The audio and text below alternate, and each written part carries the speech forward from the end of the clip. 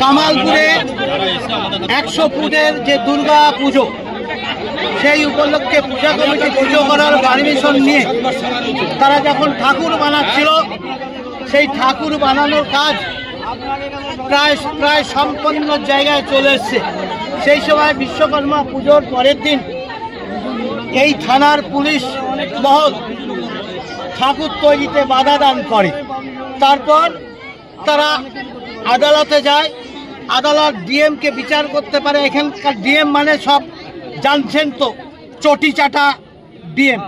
তাই সেই ডিএমও দেখা যাচ্ছে জনগণের আবেগ, হাজার হাজার বিঘা জমি ক্ষতিগ্রস্ত করে তারা যে এত বড় আনন্দ উৎসবে মেতেছে, যেহেতু ওপরে কর্তার নির্দেশ অমান্য করে করা যাবে না, কারণ ওখানে কল্যাণীতে একটা 75 ফুটে হচ্ছে, কলকাতায় 100 ফুটে হচ্ছে, তাহলে দিদির পুজোটা ছোট হয়ে যাবে, এটা অন্য দাদা বড় পুজো করবে, এটা চায় না। সেই কারণে এরা অবৈধভাবে পুজো ঠাকুর বানানো বাধা দিয়েছে।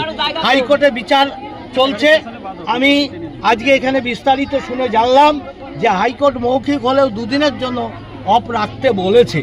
যাই হোক, আমি এখানকার সকলকে বলবো, অনুরোধ করব, পুজো তো বন্ধ হতে পারে না। হাইকোর্ট যেহেতু 2 দিন ঠাকুর বানানো বন্ধ করতে বলেছে, কারণ ক্ষতিপূরণ কে দেবে যদি নেগেটিভ হয়। এইটা আমি প্রশাসনকে বলবো, আনন্দ উৎসবে বাধা দেবেন না।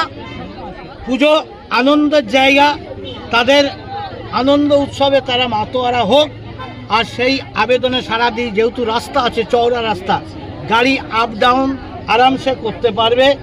আর হালকাট প্রতিমা, এখানে অ্যাক্সিডেন্টেরও কিছু নেই, মাটিরও নয় যে বৃষ্টিতে ধুয়ে চলে গায়ে পড়ে যাবে, অসুবিধা তৈরি হবে, পরিবেশ নষ্টেরও কিছু নেই। আর এটা আবার যে জিনিসটা যথাযোগ্য স্থানে চলে যাবে, পরিবেশের ক্ষতি করারও কিছু নেই। তাই সার্বিকভাবে পুলিশ প্রশাসনের এই ঠাকুর বাধা দেওয়া উচিত নয়। ডিএমকে বলবো যে আপনি এই পুজো পারমিশনের যে অনুরোধ এরা করেছে, এটাকে মান্যতা দিয়ে আপনি সেই চিঠিটা বিচারপতিকে লিখুন।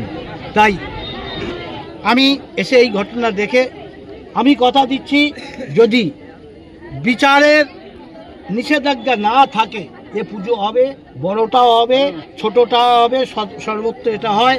এটা আমার লোকসভার কেন্দ্রের মধ্যেই আমি সাংসদ হিসাবে বলছি, আমি দাঁড়িয়ে থেকে পুজো ঠাকুর তৈরির ব্যবস্থা করব।